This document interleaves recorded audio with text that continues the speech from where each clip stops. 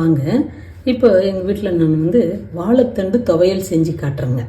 வாழைத்தண்டில் பொரியல் செஞ்சுருப்பாங்க, கூட்டு தான் செஞ்சுருப்பாங்க. ஆனால் நான் இப்போ வாழைத்தண்டில்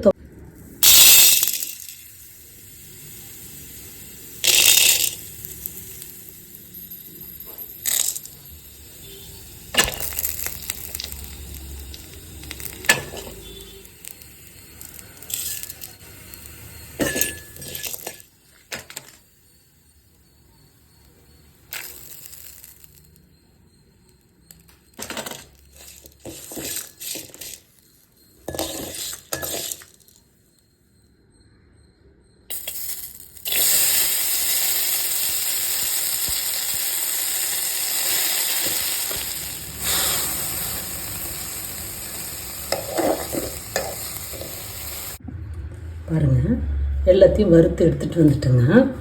இப்போ எல்லாமே ஒன்றா தனித்தனியாக போட்டு ஒவ்வொன்றா போட்டு வறுத்து நல்ல நார்மலாக எடுத்துகிட்டு வந்துட்டேன்.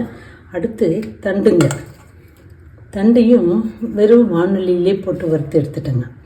ஏன்னா நீங்கள் கேட்கலாம், தண்டு தண்ணி ஊற்றி தானே நம்ம வேக வைப்போம், கூட்டில் இதிலெல்லாம் தண்ணி இருக்கிறதுனால அதில் வெந்துடுங்க. ஆனால் இது நம்ம துவையல் செய்கிறோம், அதனால் இது வெறும் வானொலியில் போட்டு வறுக்கக்குள்ளே இதில் இருக்கிற தண்ணியிலே இது வெந்துடுச்சுங்க. நல்லா வெந்து இதாகிடுச்சு. இதை இப்போ அரைச்சி எடுத்துகிட்டு வர்றேங்க. பாருங்கள், அரைச்சி எடுத்துகிட்டு வந்துட்டேன். இந்த பதத்துக்கு அரைச்சி எடுத்துகிட்டு வந்துட்டேன்.